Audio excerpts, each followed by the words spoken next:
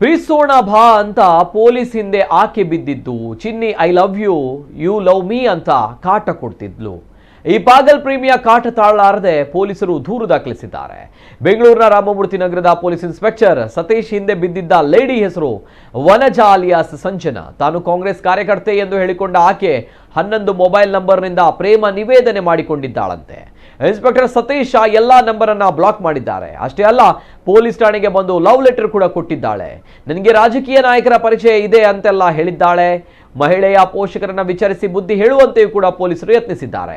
ಆದರೆ ಯಾವುದೇ ಪ್ರಯೋಜನವಾಗಿಲ್ಲ. ಕೊನೆಗೆ ಈ ಪಾಗಲ್ ಪ್ರೇಮಿಯ ಕಾಟ ತಾಳಲಾರದೆ ಪೊಲೀಸ್ ಎಫ್ಐಆರ್ ದಾಖಲಿಸಿ ವನಜಾ ಅಲಿಯಾಸ್ ಸಂಜನಾಳನ್ನ ಬಂಧಿಸಿದ್ದಾರೆ. ಅಂದಹಾಗೆ ಇದು ಹನಿ ಟ್ರ್ಯಾಪ್ ಮಾಡಿ ಹಣ ಸಂಪಾದನೆ ಮಾಡಲು ಪೊಲೀಸ್ ಇನ್ಸ್ಪೆಕ್ಟರ್ ಜೊತೆ ಆಡಿರುವ ನಾಟಕ ಇರಬಹುದು ಎಂಬ ಅನುಮಾನ ವ್ಯಕ್ತವಾಗಿದೆ.